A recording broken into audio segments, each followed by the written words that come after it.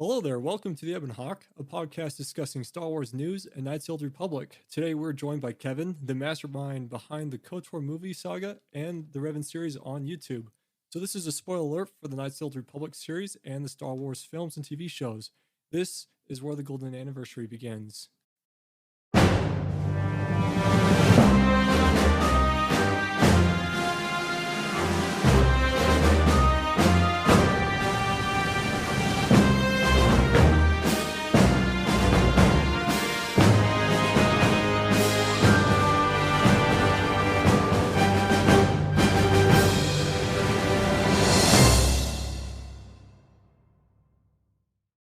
All right, let's get diving into our first topic. So, why don't you introduce yourself real quick?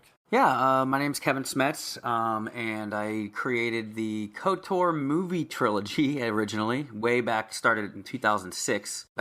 Actually, it was a brain product of something a couple years prior where I was playing the game and I got to the twist and I was like, oh my god, that is just as good as anything in the movies. And I wanted to show my roommate, and I knew that he wouldn't ever take the time to play a 60-hour game. This wasn't his kind of cup of tea, but he loved Star Wars. So I was like, well, I don't want him to just tell him, so let me just create these movies instead. So even though it would have only taken him, 35 hours or whatever it would have been to get to the twist or whatever, it ended up taking me, because the twist happens for me in the second movie, so it took me 10 years to finally get him to twist, but he finally saw it in a movie form, and he loved it, and yeah, that kind of started the whole pathway of making these KOTOR movies with Machinima, because I was just like, I think there's going to be a lot of people out there that maybe aren't role-playing game fans or wouldn't take the time, and I'm like, what? This was before there weren't really that many long plays online back then, and I didn't want to do a long play because I knew what those were, and I was like, no, but like, I'm an editor.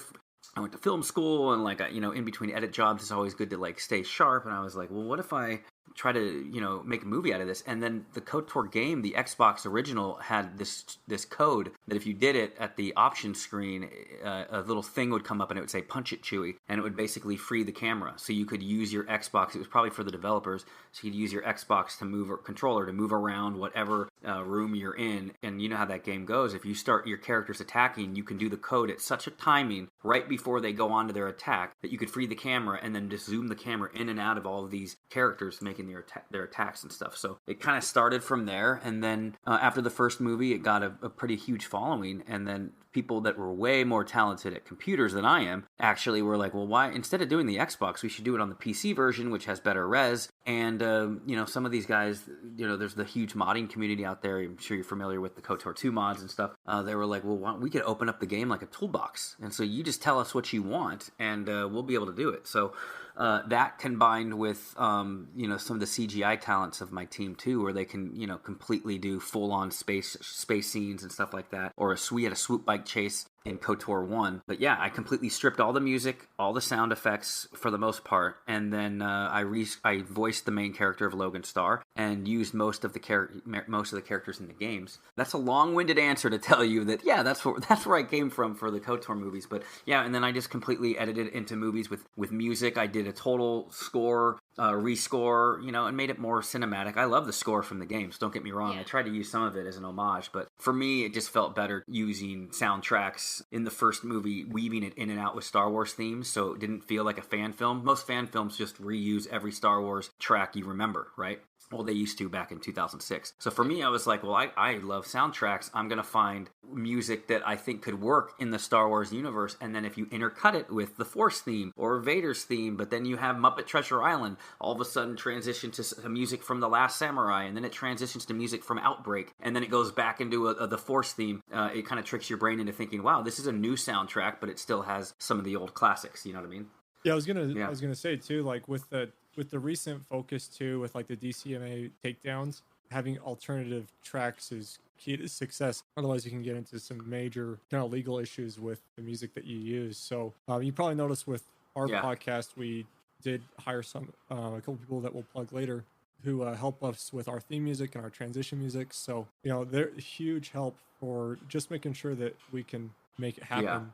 Yeah, episode 3 gets shut down, usually blocked worldwide, about once a year, and I always write a letter and I contest it, and I just try to say, hey, this is, I say it falls in fair use. What I try to tell them in the letter is like, hey, this is just going to show that you can utilize music from many different forms of media into one focus, as something as simple as a video game. And usually that lifts the band. As of right now, I think episode 3 is still visible in most countries. I think if you're in North Korea, you can't see it though. So Well, I guess you have a lot of other problems if you're in North Korea. the newest Revan episode, I got an email and it was like blocked in North Korea, Iraq, and Beirut. I think it was like 4 random spots on the globe.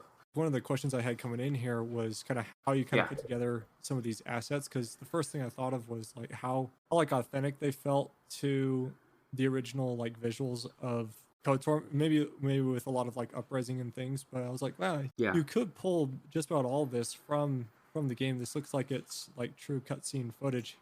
That was one of for the Revan story especially, I didn't want to, so we're doing prequels based on the Mandalorian Wars. We have a full movie script. It was going to be a movie originally, and we decided to split it into episodes because there's just so much, everything in the Revan universe takes place before KOTOR, and my main marching order as director was like, listen, I don't want anyone looking at this thinking, oh, this is KOTOR 2, a cutscene that will, it's a mod for KOTOR 1. My goal was, let's have every environment, everywhere, look like, oh my god, this is what KOTOR 3 would have looked like. Even though it's a prequel, but like the main thing was like, it hasn't released, but when there's scenes on Coruscant, like we have Coruscant, I was like, I don't want it to look like Nar Shaddaa. And so we were able to replace the backgrounds with movie Coruscant, like the backgrounds with flying ships and stuff like that, or just making sure that Onderon looked war-torn and looked nothing like it does in KOTOR 2. And that was my main thing, was like, let's try to make it look like it would be if KOTOR 3 was released in, 2008. You know what I mean? Like,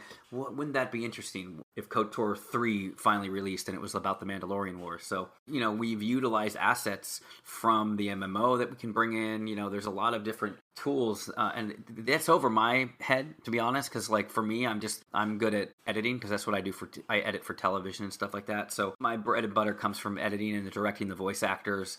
And, I co-wrote with Greg Mitchell, who's just this talented, he wrote the script, but we co-wrote the story. Well, no, I guess I worked on the script too. We both did. But he did the heavy lifting for the script for Revan, and it is, I'm telling you, as a movie script alone, if you were to read it, like, and just imagine actors in it, it's such a good story, and I can't wait for people to see it. The pilot is basically like the opening of our Revan show, and what happens in the movie script and what will happen in the show eventually is when he's on the rooftop. I don't know if you guys saw the episode, but when he's on the rooftop and you hear everybody like chanting Lord Revan, the background just like in the original trailer we did where it went from nice to war-torn, the background dissolves from war-torn into pristine, nice Onderon, and then it says 3 years earlier, and basically the first movie is marching back to how we got there at the height of the war. So you see what the galaxy was like before the Mandalorian invasion, then we have the Mandalorian invasion, which as you know in the games, it's like it happens in 3 separate sectors. I'm aging myself here, but growing up, the movie Red Dawn, the 80s version, not the remake, the 80s version of Red Dawn, where Russians flew out of the sky with parachutes and landed, always stuck with me. And what we have for the Mandalorian invasion when they come and invade Onderon, but meanwhile it's happening in all the different sectors, it is something I cannot wait to put to film. I prefer 80s Red Dawn to the new Red Dawn, so... Yeah, me too, for sure. Well, one has Chris Hemsworth, so we know where Cassie goes. No, Yeah. where can our viewers find you on YouTube? Yeah, they can find, if right now, I think, let me just check we bought the domain Revan Trilogy because it's going to be a trilogy of movies. So if you go to revantrilogy.com, it'll put you to the KOTOR movie Saga. Or if you just type in Star Wars KOTOR movie, you can find it, or Revan the Mandalorian Wars, you can find us there. And then on Instagram and on Twitter, there's KOTOR_trilogy. That is the username for that. Or you can find me too on Twitter. I'm pretty active at KevSmets, KEVSMETS, and you'll see there. And just so I don't bury the lead or there's an elephant in the room, I'm on a character, or I'm on a show called the Movie Trivia Schmodown. I don't know if you guys have come across that in your circles. They have a great Star Wars trivia division too, with Alex Damon from Star Wars Explained, Alex DiMolanta. A lot of these, Andrew DiMolanta. A lot of these guys are pros at their trivia. But I bring that up because I was a character on it. It's basically movie trivia meets wrestling. So you have the pageantry and sportsmanship of UFC, but then with storylines like wrestling and characters like wrestling. And I was Kevin the Smasher Smets, and I actually won a year ago this week. I won the Inner Geekdom title. If you're going to look it up, just look up Movie Trivia Schmodown. You can get an idea of what it's about. And so I tweet on there a lot, but I just recently this year, I had to be forced to retire for now because I got diagnosed with stage 3 colorectal cancer, colon cancer. So what has happened out of that community has been nothing but love. They created a hashtag called Smash Cancer. If you look up any hashtag of Smash Cancer, you'll see it. They've made merchandise, hoodies you can buy because my character always wears hoodies and pops the hoodie. And it's funny. I'm supposed to be this tough bad guy, not bad guy character, but this tough badass character where I walk down to the ring with a hoodie and then I answer questions about Harry Potter. So how tough can you really look? But that's what's kind of the fun of the show. But yeah, you can find me there. But, I'm just telling you that as far as the cancer diagnosis goes, because the community there has surrounded me with love, and so has the KOTOR fans. And it is going to affect some of the KOTOR releases that we had planned next year, the Revan releases. But I can get into that before I leave. We got some good news that I wanted to break on your show. I talked to the guys, and yeah, it'll be at the end of the show. I'll tell you, we're going to break the news with you guys, so then we'll wait and hold off and tell the fans later. So. All right. Awesome. Thank you for including us in some of your journey. And sure. In case we didn't say before, we're just so thankful you're able to come on. Cancer, when friends and family get it, it's hard, and we're just so grateful you came on. Yeah. And it's gonna be a fun show. So yeah, thank you. I'm glad, and you guys are great. And listen, my energy stores kind of sometimes run out, but when I talk about KOTOR and I talk to good people like you guys, it kind of gives me the energy. So, finishing that Revan thing was very important to finish by the end of the year. It was going to be finished way earlier, and then when my cancer diagnosis happened, everything kind of be put on pause. And so it was kind of important to me and the guys and the fellas. We were just like, hey, let's try to get this out before the end of the year. I know I'm dealing with this.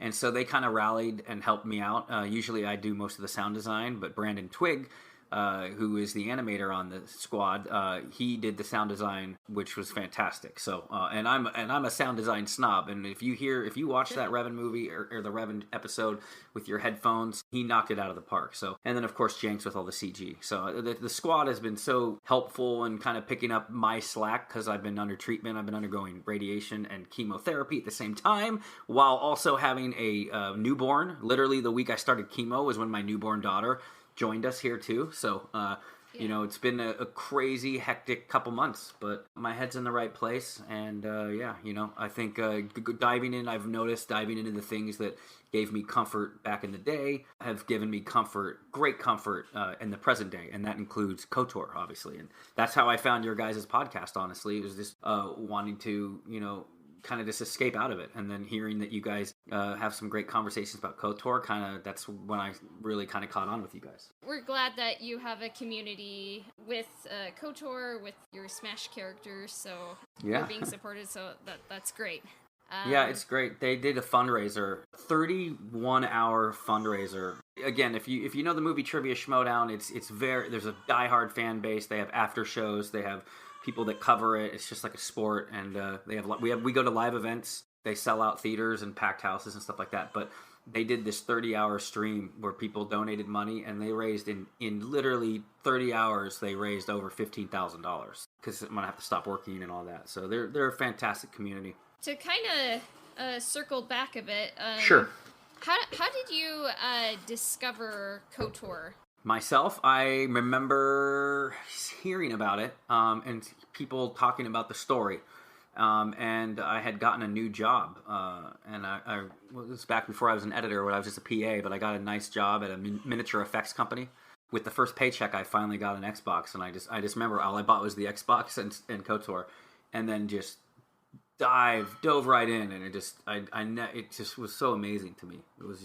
It blew me away, and especially when you get to that twist, it was something that I was spoiler-free about. So that twist just hit me like a ton of bricks, Because when I saw the cover, I was like, ooh, it's Star Wars, but it's, like, different. It's different Star Wars. And I'm like, it's 4,000 years before the movies. Like, yeah. That's cool. And when you play it, like, I'm like, ooh, the graphics are really good. I mean, for 2003, I think they're great. Funny you say that. We still get...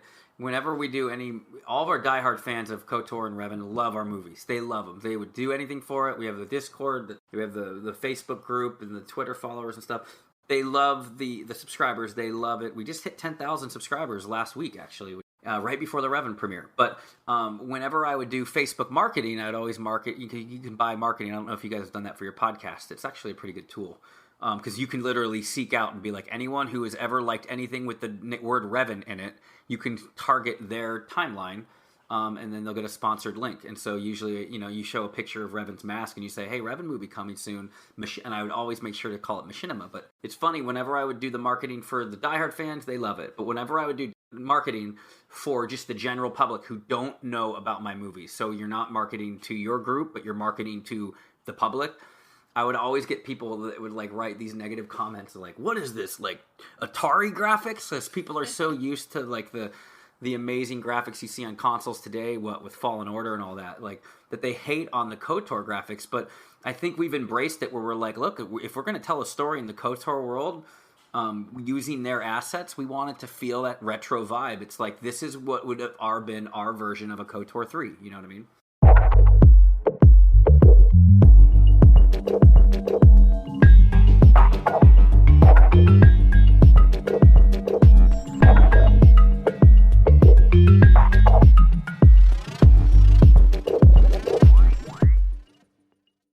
Well, that's the perfect fusion for this Revan prequel series. Was why we were dude, we were kicking ourselves. We're we need to get these out here, because you see how much KOTOR has. I mean, if you don't think that the director of the Crate Dragon episode wasn't a fan of KOTOR, you got another thing coming. I love how they kind of punked the KOTOR fans, though, at first. They did how you kill the dragon in the game, but then that didn't work, which is yeah, this is the real world. This is how it would work. Yeah, that was just great. Yeah, beautiful synergy. Yeah, and I think it's great that, like I said, with Mandalorian out, and they talk about it, they mention, oh, we used to have a war with their kind, and the fact is they're talking about the war that's mentioned in the KOTOR game. So for us, it was we need to get at least this first pilot episode out where it shows Mandalorians versus Jedi, even if it's with these old graphics, because I think some people will be interested in it, and it was such a great way to be able to advertise for it, because it's it is Mandalorian lore. That's how we're pitching it. Is do you want to see the war they're talking about in the Mandalorian? Here it is in all its 2003 graphics glory.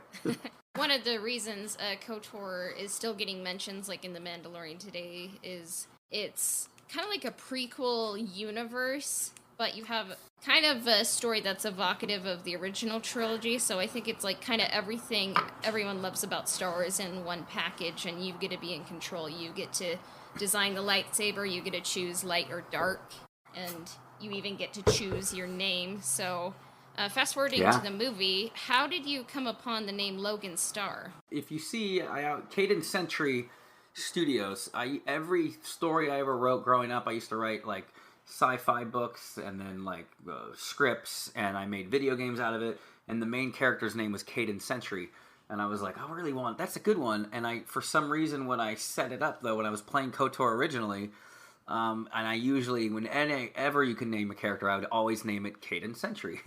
But for some reason, when I got there, I was this Cadence Century in my brain is so not Star Wars, it's something else, or it just, for me, I was well, I love Logan because I love Wolverine. So, and then Star with the 2 R's, I was just kind of come up with a Skywalker type last name. So Logan Starr completely, Logan was named after Wolverine, basically. And then I was able to use the Cadence Century Studios to keep that homage. And then Cadence Century is actually a character that we wrote and added for episode 3. Yeah. Did you guys know about those movies? I'm always curious, have you guys known about the movies before? When I joined the Movie Trivia Schmodown, people who would recognize my voice, and it's small, look, we're not viral by any means, 10,000 subs is great, but, it's still funny how close-knit the community is. I remember when I had my first match, someone recognized my voice and then realized, oh my god, shit, that's the voice of Logan Starr. So I'm always curious how people find my movies. Had you been aware of them before we connected? I did. I've been a KOTOR fan since KOTOR came out, and then nice. Sometimes I'm always there should be a movie, and I'm sometimes you're just maybe I'll just search like KOTOR movie and see what's here on YouTube and be like, occasionally you see a fan film, like kind of like with costumes and people, Yeah. like they're fun. But then I was like, what? This is 2 hours, and it's like episode 1. I'm like, is this really a trilogy? And then I would just watch it. And I'm like, oh, cool. It's like, it's free, you know, and like it was a great movie, and I watched all 3 of them, and I thought you did an excellent job. Thank you. Yeah, I definitely, we're really proud. There's going to be a special edition of the second one, which the second one's really good. The third one we're just really proud of. That's when the team really kind of came together, and we premiered it like a film festival, and like we had to finish in time for this deadline. And like, if you notice from the game, the Battle of Starforge is pretty quick. There's like 3 cutscenes of Jedi fighting, but in the movie, it covers literally almost the last like 40 minutes of the movie. And I wanted it to feel big and epic, and I really was inspired a lot for this Battle of Starforge, ironically, by the Battle of Hogwarts. I thought that the Deathly Hallows Part 2 did a good job of having a battle last so long, but still having stories being told within all the big battles. So what we do on our podcast is we talk about KOTOR news, Star Wars news, but one thing we've been kind of doing for the last 20 episodes on and off is recapping the game of KOTOR, and then every so often we talk about how we would adapt it into a movie. And one thing I noticed is that your episode 1, I mean, it had been a few years since I had seen it. When we were talking about it, I was like, I think the best structure for episode 1, like, of a proposed, like, a hypothetical KOTOR trilogy would be, like, you start on the Endar Spire, and then Terrace, you maybe get off, like, the first or second act, and then Dantooine, and then Kashyyyk. And then I was rewatching the episodes for this podcast, and I was like, oh, you chose the same structure.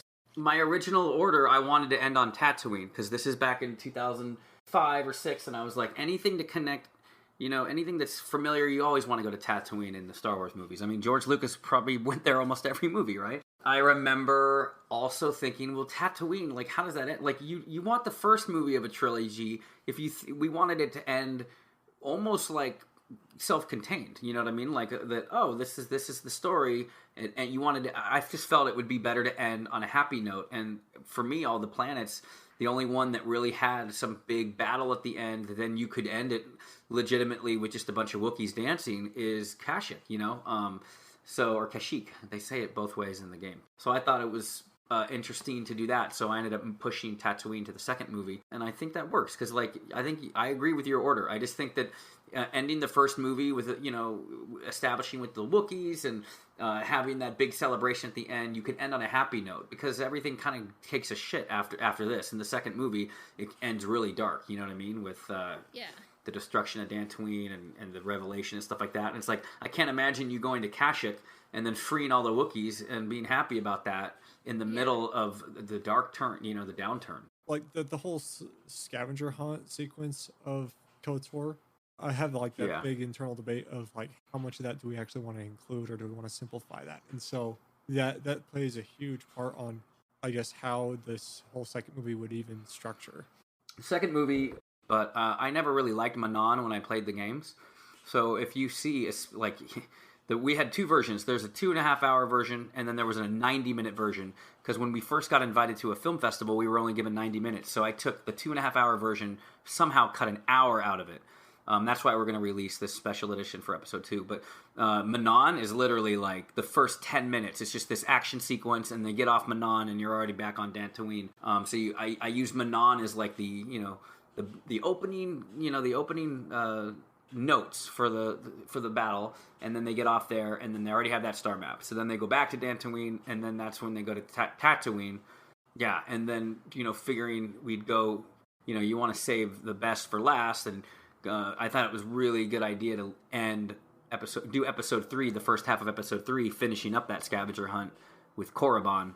The last star map is located in the one place in the galaxy where the dark side's strongest. You know what I mean? Like, could you imagine that, having to go there? So I thought that worked for the darkness of it. I think that Korriban's much more interesting of a planet when Revan knows that he's Revan. And I play with that a lot. And those are new scenes that we wrote for episode 3. But when, I created this thing where Revan's old Jedi lightsaber is on display at the Sith Academy. That's not in the game. We completely added it. I mean, dude, we have a whole swoop bike race that I did an animatic for that was a literal, almost shot-for-shot recreation of the speeder bike chase on Endor, and we have that in episode 1 on Dantooine, in the Dantooine plains, and they're going in and out of the bridges over the water. It's really great. But for episode 3, yeah, I added a complete side thing where like his lightsaber is on display there, and it's just more interesting that like no one knows that he's Revan, but he knows he's Revan, and he's in these halls where everybody's like worshiping him, and then he comes back for his lightsaber, which is a pretty cool scene where he's like, I gotta get something that belongs to me,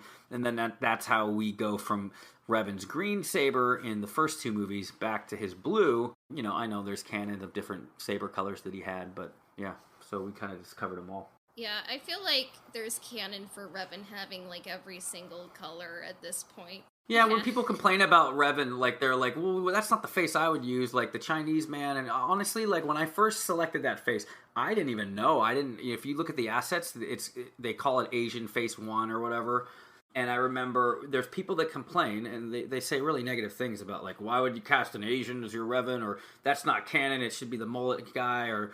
I remember back in 2006 or 7, there was rumors that the Scarface face was the original Revan or whatever. But for me, I always respond to those people that are being negative about, whatever. When I picked the face, I just thought it was the coolest looking face to me. I was like, that's my Revan. Or I didn't know it was Revan at the time. But I always say the beauty about the games are Revan's whoever you wanted it to be. She could be a she. Yeah. So for me, the Revan in my story is this face, and that's what's great. Is you can play the game and you can do it your own way, and then I just made a joke that don't worry, in the pilot episode of Revan, he never takes his mask off, so you could watch that one before you get upset. I mean, sometimes we do fan casts. Sometimes we race bend them, and sometimes we get not great feedback, and it's like. These characters, the most important thing is a good story and the acting and the characterization, but these characters can be anyone, and Revan can be any race, and, male or female, and so... Yeah, Revan was you, Revan was me, Revan was everyone who played the game, so, short of making someone I remember messaged at the end of the third, he's like, that's great, can you redo them all with the face that I played? I'm like, no. This is our story, we call it the Logan-verse.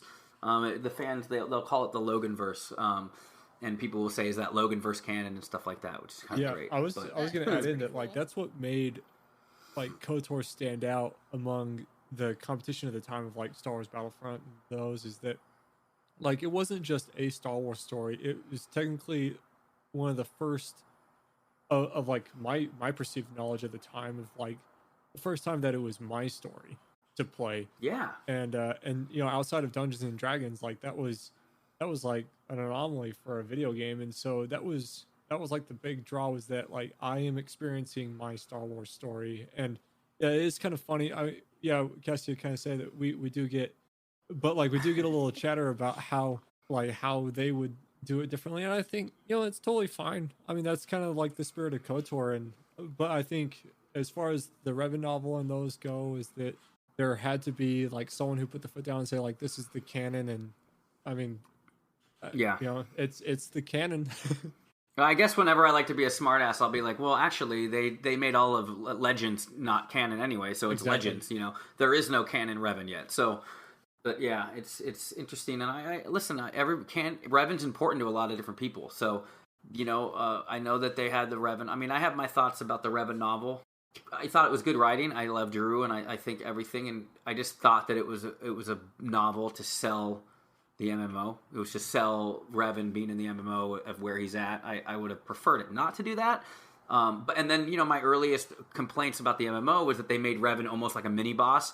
But then they totally remedied that when they actually had the huge Revan expansion. And I've seen and I played the MMO. I actually am a fan of the MMO. I love the art direction and style for it. But as a Revan purist, I just thought that storyline from KOTOR 1 and KOTOR 2 needed its own game, or needed its own way to kind of wrap it up. And I'll get into that with our big announcement at the end of the show here. But I will say this: are you guys fans of the novel and the MMO, or no? We're both not really big fans of the Revan novel, just because it does kind of serve as this cap and kind of like a band-aid cap to the trilogy. I'm currently playing through the MMO, and I'm kind of like off and on about it. Like I feel this is something more towards like MMOs in general for me, but I feel it's a little aimless with some Star Wars story kind of going on in the background, but it doesn't quite like push you into like a needed direction that the older games do. Yeah. And so it's just kind of hard to like keep that attention with SOTOR as opposed to the older games. I felt the same way about the Revan novel. It just kind of felt like you didn't really get a whole lot of characters from the KOTOR 1 and KOTOR 2, and I just felt like they were kind of pushed out of the way, and so it's not my favorite. I'm gonna reread it, and we'll probably review it on the podcast and like be like, here are the pros, here are the cons, but I love the cinematic trailers for SWTOR. Just for any future director of Star Wars, I would be like, try to make something like that, you know, like so it would be amazing. And the game is still going strong. There is just an update. I just have personally never felt drawn to play it, but I am aware of some of the story beats. But my heart is kind of more with Knights of the Old Republic 1 and 2. Yeah, Knights in the Darkness Part 2. So I had my movies, 1, 2, and 3. And then this guy, Brandon Twigg, known as Darth Icy, he had his own trilogy of movies, or saga of KOTOR 2 movies. He helped us with episode 3. He came in because he was a fan of our movies, and I was like, hey, we need all the help we can get.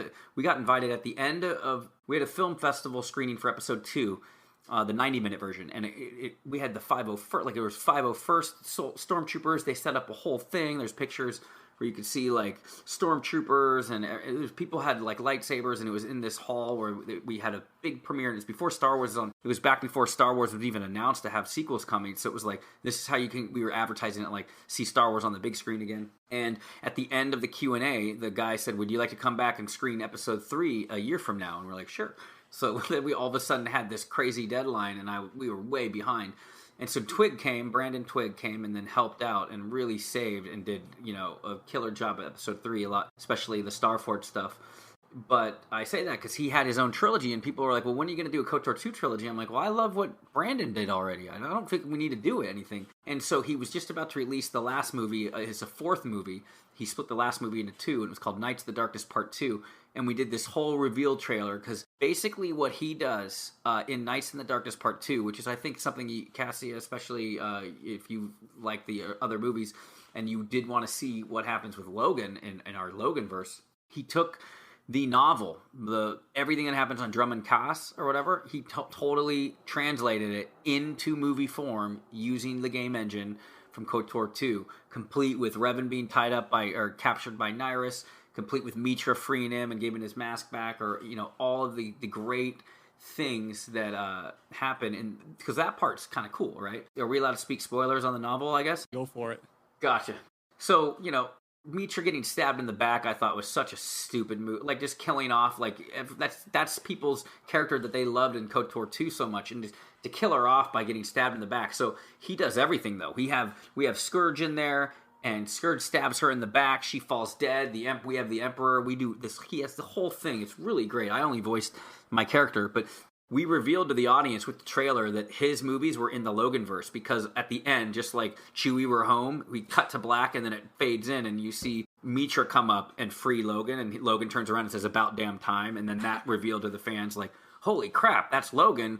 Basically, he took the KOTOR Knights in the Darkness Part 2, the last 50 minutes are basically the events in the Revan novel, but what happens is Mitra gets stabbed in the back, everything happens just like in the novel, and then Revan gets captured, or all that, and the Emperor stands victorious, and then all of a sudden it flashes back to Mitra, and she's back in the cave before everything happened, and we basically say that everything that Mitra saw, or everything you just saw in the movie, we do that. It's kind of a thing as a movie where everything you just saw that happened in the novel was in Mitra's vision. And so Mitra is they're just about to, and it's just almost like Back to the Future. You see this scene happen again where Scourge is like, are you ready to go? And Mitra turns around and kills Scourge, and Logan's like, "What the heck did you just do?" And she's like, "Trust, I'm really shortchanging it, but she's basically like, I saw a vision in the Force. Like, going this path is not our path. We need to do something else." And so they run off. And so basically, completely freeing us up from that. The Loganverse now is not really tied to the canon of SWTOR. It's not that didn't happen, because it did happen. But it's we kind of try to pair it off like how the Star Trek movies did, where like all the original Star Trek still happen, but Star Trek '09, J.J. Abrams made it like, he made sense that, oh, well, this alternate version is happening too, you know what I mean? If you're a big fan of KOTOR and people that are fans of the Revan novel, he did the Revan novel justice by showing those scenes. You could literally see half of the Revan novel come to life, animated in the KOTOR engine.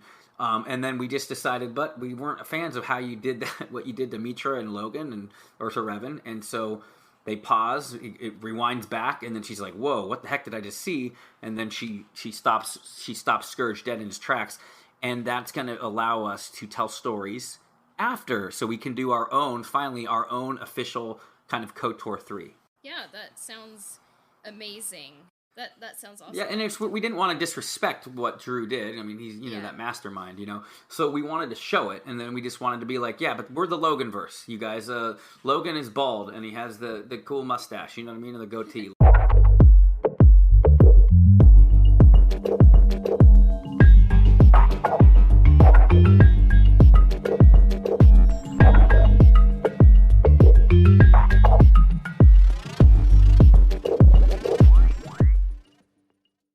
And, there's different things.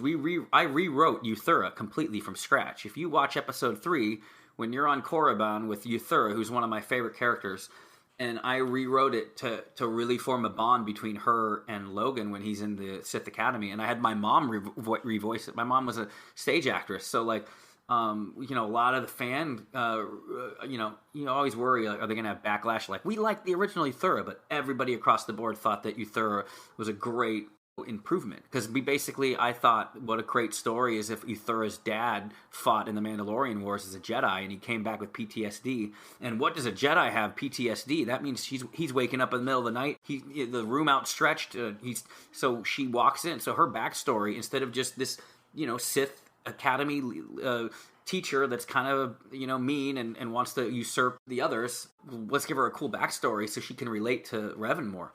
And then her backstory that she was basically forced to kill her dad. She walks in the room and her dad is choking the Force out of her mom, and ends up killing the dad kills the mom because he's just in the middle of a Force dream, a horrible PTSD. So I was like, that's a crazy story, like real life. I think sometimes adding real life stuff to Star Wars, it's like Euthura walks in on her dad choking her mom, and then that's the first time Euthura ever used Force lightning. And she talks about the first time you use it, it hurts. She's talking about it's the first, the interesting feeling of the first time you ever use Force lightning, and then that's what set her off on her dark side journey. She was forced to kill her dad.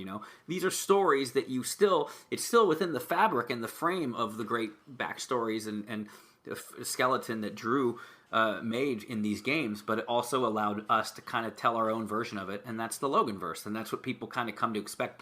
That we kind of go off on tangents and have our own side stories and stuff like that, but it's created this cohesive little universe that worked perfectly with Brandon Twig's trilogy and my trilogy, and now the prequels and anything else we do in the future.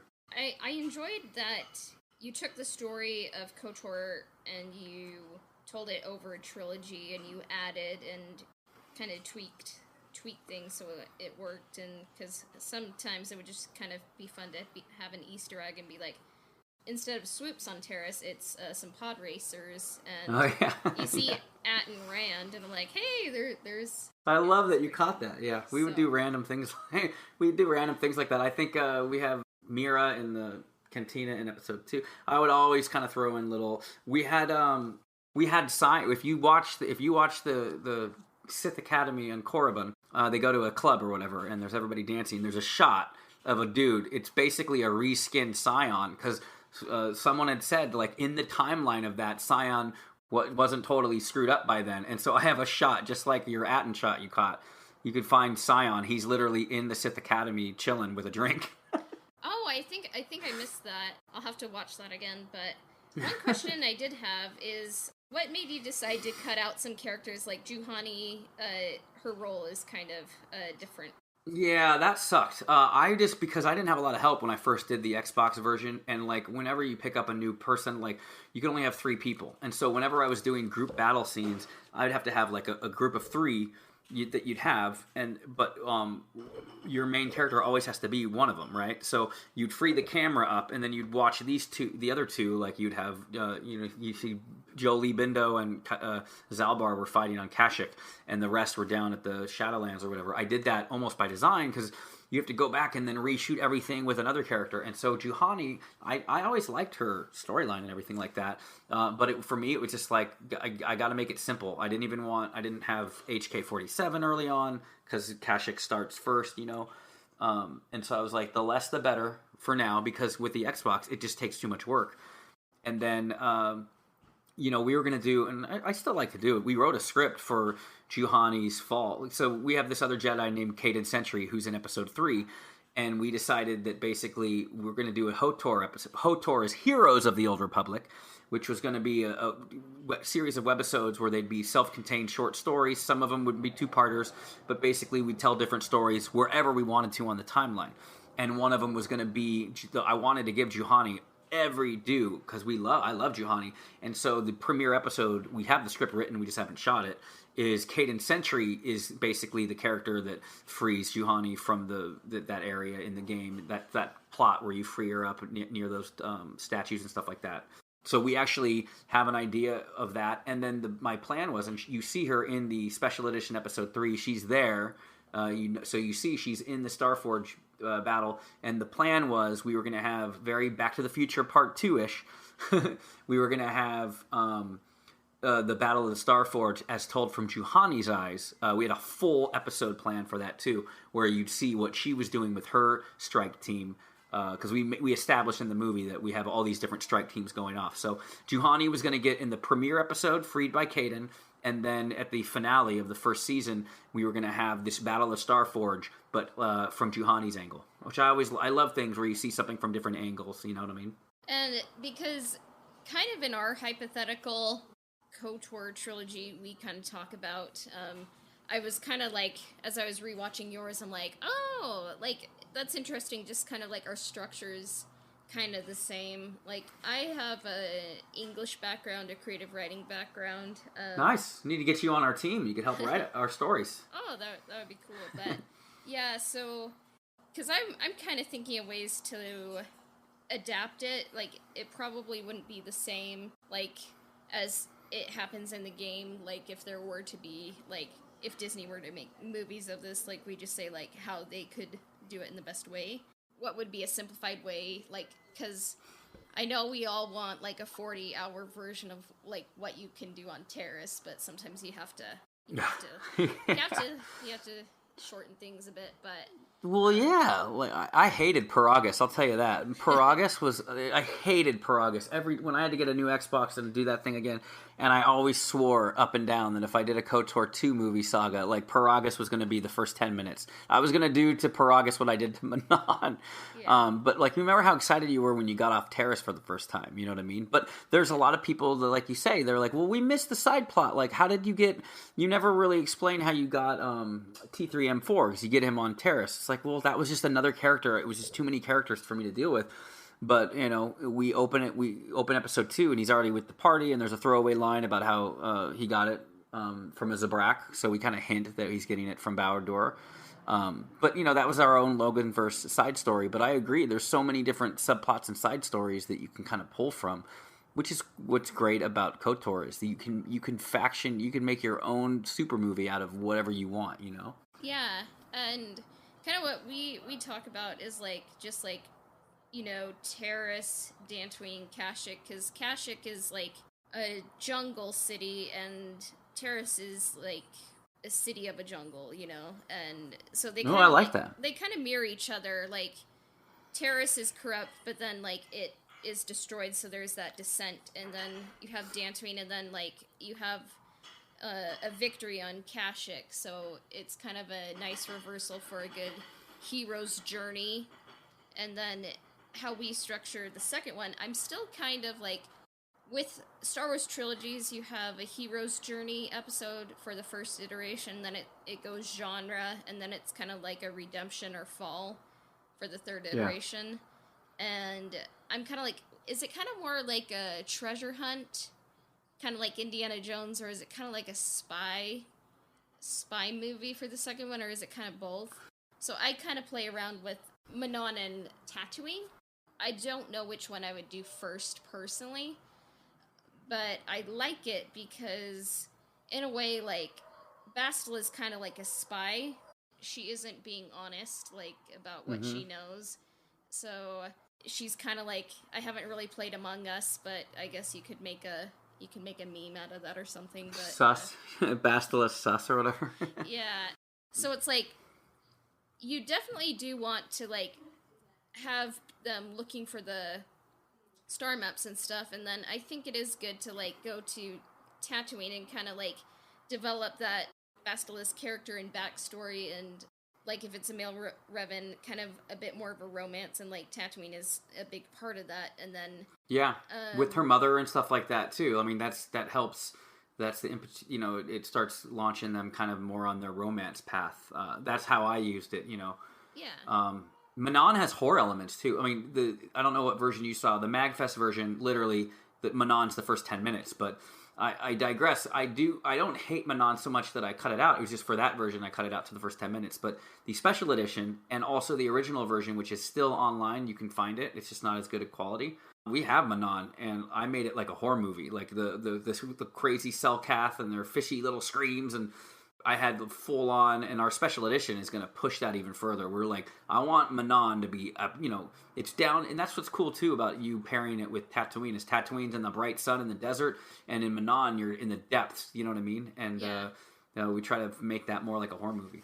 Ecological opposites, and on the surface of Manon, you have a world where it's kind of like a Cold War, because Kolto is kind of like the petroleum of the day. Like, everyone's like, we kind of just need that, for, oil, and like... And they can't attack each other. Yeah, I love it. So, and it's kind of like, I think Manon foreshadows, like, different people's alignments with the Force, because, like, Bastila is kind of in the balance, and so is Revan, because he's going to figure out who he is, and then Bastila, if you kind of listen to her, it's like, yeah, the Council kind of really did a number on her, like, she's going to fall to the dark side. So what I like about Manon is, like, it's kind of like a Cold War, so it's like half Jedi, half Sith, or I guess half Republic, half Sith, so it's like, you're kind of like, ooh,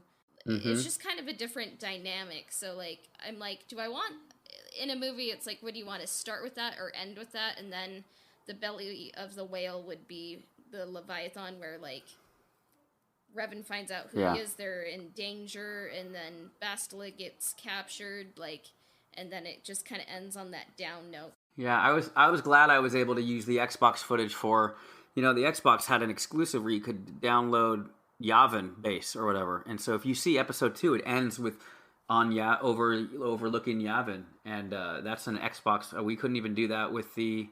I'm curious how we're going to do that with the special edition now. I'm going to have to text him, because, if I remember correctly, it was an Xbox exclusive, the Yavin base, but maybe I'm wrong. I could be completely wrong. I'm playing it on my laptop, and there is a Yavin level. Maybe they... Oh, really? Maybe it was a patch, so... Yeah. Oh, interesting. Yeah, I wonder if that was ever officially released. I remember when that came out, though, and it was just a little base, and you go there and you meet some crazy Rhodian, I think. Yeah. That's there. He's a character. That helps our special edition, because, I mean, everything now, we completely, and Jenks and Iceman, they're really great with getting the best quality textures. There's so many, they just keep, it's like you take these 2003 graphics, and it's up-res now to HD, full on HD. I've seen it, because I see the imported files when we're editing it. But it's still like the 2003 graphics, but then they're able to like retexture it, and it's still the same number of polygons, but it's as clean, the best textures. When you see some of the shots in the Revan thing, like, it is really high quality. It's just the 2003 graphics, but they've never looked better anywhere, Yeah, definitely. Like, that was one of the things that it definitely looked like it was a up-resed version of KOTOR. Like it looked authentic, but yeah, definitely, as you're saying, it looked incredibly clean and polished. How great is that Malik? I mean, we took the Malik with his jaw, obviously, and we added like the Jedi insignia, and we gave him. I wanted to give him like kind of Clone Wars ish kind of armor. You know what I mean? Yeah. And so in later scenes where he's not in armor, he won't have that same armor with the shoulder pads and stuff like that. But I'm really proud. I mean, proud of my favorite comments we've gotten about the Revan thing was just about. That just felt like it was in that universe. You know what I mean? That we were able to use the assets we could. It takes forever because we're trying to build every asset almost from scratch. The next episodes, it calms down for one episode, and then we have a third episode, and it's literally inspired by Indiana Jones. It's because the main character that Revan meets, who becomes a love interest, her name's Sareth Lockhart, and she is a treasure hunter. She's basically like Indiana Jones, and she's going after Sith daggers and all these kind of things. And she kind of stumbles upon Revan, and then their two interests become similar. And the episode 3 is going to be so great. I don't mind spoiling it here. It's on a hover train. This whole hover train sequence, and they're jumping from cart to cart, and it's very much inspired by the Indiana Jones and the Last Crusade, when the opening thing with young Indy jumping up, to and fro, the circus train and stuff like that. Really a great playground to make everything kind of out of scratch for. That sounds incredible. Do you currently envision it being like a 3-part series, 6-part series, or? Well, yeah, I guess I can tell you, and this can kind of go into the announcements too. So, Revan, the series, was originally going to be a movie, and we have a full script, and it is. I'm telling you, it is amazing, and it's also very difficult to do. If we were to do it all in one go, because every asset has to be built from scratch, including like the train, or you could see in the trailer we had Logan or Revan. I keep calling him Logan. He's not Logan at the time. We have Revan riding these big dragons. We have this whole that hover train sequence. Then concludes with them hopping on dragons and racing away from these beast riders and stuff. This total swashbuckling thing. That we wanted to show, because that takes place before the invasion of Mandalore, or Mandalorian's invasion. We have the full script, and we have a full treatment for 3 scripts, but we are going to split the first script into about 10 to 12 episodes, and that means that it might even be more. Because for us, it's like these things take so long to build, such as the train and stuff like that, that in order to have releases at some sort of a regular interval, some episodes might be shorter. The next episode is not too short. I think it might be 20 minutes again, but it's more world building. There's not like a big action set piece, so that might not take as long. Then the third episode, of course, is the hover train thing. So we're looking at about 12 to 15 episodes per movie, and so that would mean about 45 episodes for the whole story of the Mandalorian Wars, and it covers everything. I mean, you're going to see... We get to that scene with Bastila on the bridge when Malik turns his own weapons on Revan and stuff like that. We get there. We also added a great mentor character named Cedric Jin, which, yes, it's an obvious nod to Qui-Gon Jinn, and he ends up being a pivotal part. And, of course, and so it's going to take a while, and that goes in with this announcement, too. So, and we're giving you guys the exclusive. So basically, with my cancer diagnosis, it is making it difficult, as I am the showrunner of the Revan, and I basically will edit animatics. We have about a good quarter of the movie animatic already, and then they go in and then they animate it, and then I go back and I do the sound design and music, score pass and stuff like that. With my cancer diagnosis, obviously, it's kind of put things a little more difficult to finish. Or to get these next things going. So we're not canceling the Revan show by any means. It is going to be placed. It's not on hold per se. We're still going to plug away at it because it's something that's important to me. But obviously, we can't stick to the schedule we were hoping to stick to because of my cancer diagnosis until I get through this treatment. And I got the first half of next year is going to be a real fight. I'm going to be starting the IV chemotherapy, and then I'm going through surgery and the recovery and maybe cleanup chemo.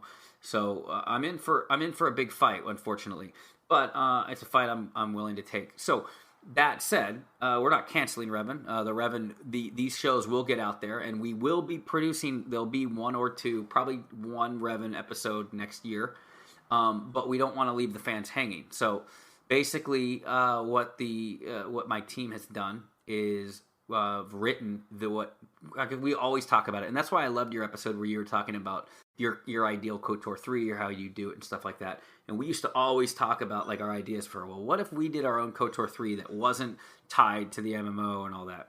But in the meantime, the other guys on my team, they've taken the point, they've already written, which I've read, it's a fantastic script. They basically written their own KOTOR 3. They basically a sequel to KOTOR 1 and 2, or a sequel to my 3 movies and Iceman's 4 movies. And so this will take place after the events of Knights in the Darkness Part 2, and it flashes forward in time. I don't want to get too spoilery because I would probably get really in trouble, but there'll be some really heavy dramatics. There's a lot of stuff in it, but Mitra is alive and kicking, so is Revan, so is Bastila, and like you were talking about how the Revan novel didn't cover some of our old favorites, like our sequel covers. You know, you're gonna see all of the old faces. Unless you're in the Logan verse, which of course, spoiler alert, I kill off Zalbar. I kill him off in episode 3.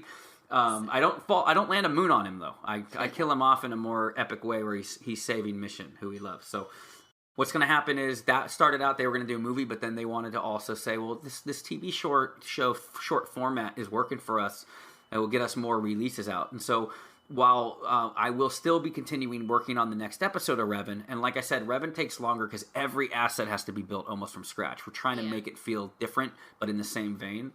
But Brandon and Greg Mitchell, who wrote our Revan script, he wrote the sequel script.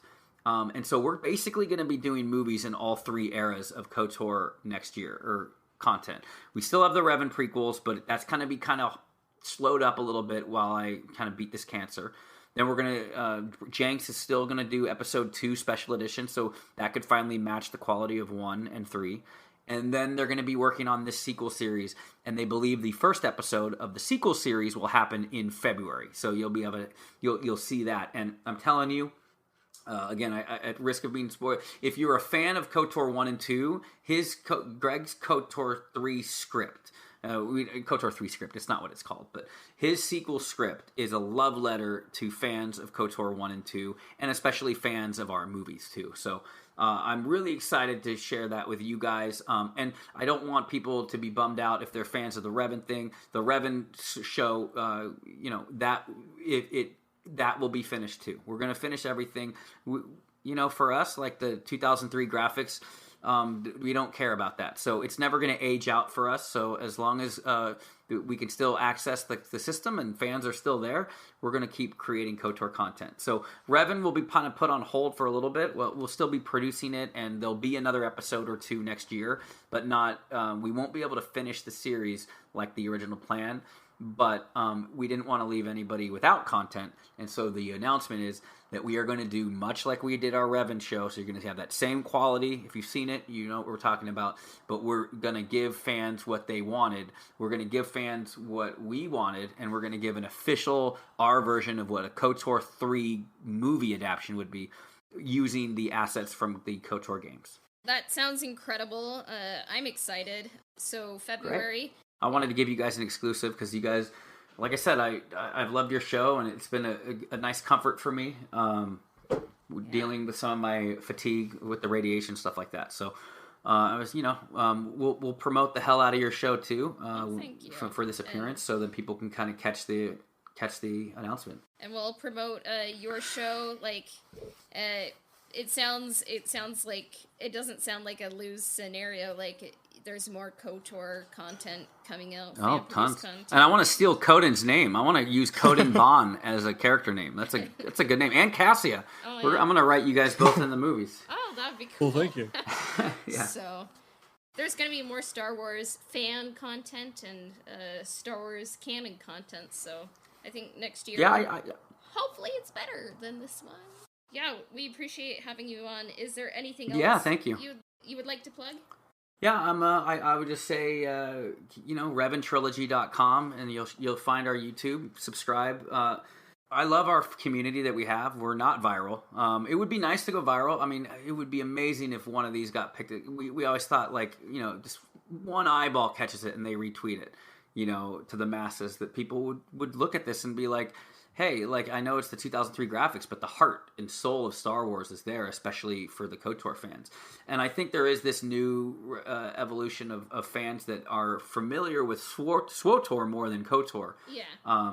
Which, I think that they would love to going back and seeing what KOTOR would be like. But it's hard. It's hard to get people on board when they just think the graphics are crap. But those are the fans that we don't necessarily need. We love our fan base. And that's why we continue doing it. It's a hobby for us. And we don't do it. We've never done it for money. We've never done it for accolades or anything. We just do it for the diehard fans that have been with us for so long. So, yeah, RevanTrilogy.com. And then again, if you're fans of the movie Trivia Schmodown, you can look up and just type in YouTube Kevin the Smasher Smets. And you can see the character that I play. It's obviously nowhere near what I'm like in real life. But, yeah, you can see me pop the hoodie and make mean mugging faces and answer questions about, Back to the Future and the Marvel Cinematic Universe and DC and Harry Potter and all that. So you can find me there at KevSmets on Twitter. And then I'll keep everybody up to date with all of our KOTOR stuff. And, yeah, I appreciate you guys having me on, too. It's been great. So we'll promote everything, and we'll try to help you go viral. So that would be awesome. Right? So it would be good. Well, it's just for the KOTOR, just getting the more love, you know what I mean? Yeah, and I think they just announced it this week, that KOTOR 2 is going to be released on, I believe, Android and Apple devices. Great. So, that'll help your podcast too, because when the app came out for the first game, we saw a noticeable bump in subscriptions and views and stuff like that. So more people will start searching KOTOR out, and then they'll discover it. And look, some people want to play the game. I would never say don't watch the game, but if you ever want to, after you play the game, be like, hey, this is a cool movie. That's why I tried to make it as different from the game in a lot of places by stripping all the music and making it more cinematic and stuff like that. Because chances are you've played the game, you don't want to watch someone play the game again. You want to see how this would be presented as a movie, Yeah. All right. Well, I appreciate it. And you can find us on Instagram at Ebonhawk Podcast. And then our podcast, The Ebonhawk, can be found on Spotify, Apple Podcasts, and Google Podcasts, as well as everywhere else that Anchor podcasts are distributed. Subscriptions, reviews, and shares help us out immensely. And our email is ebonhawkpodcast@gmail.com. You can email us your questions and business inquiries there. And then Conan can be found on Twitch at twitch.tv/CodenBon. And he typically streams Thursday evenings, 6 to 7 p.m. Mountain Standard Time. And then his Instagram is also CodenBon. And our intro and outro themes were composed by Alistair Shoreman at alistairsounds.wixsite.com/Alistair Sounds. And then our transition music was composed by Christian Walker at christianwalkermusic.com. This has been the Ebonhawk Podcast. May the Force be with you. We will be back soon. Bye for now.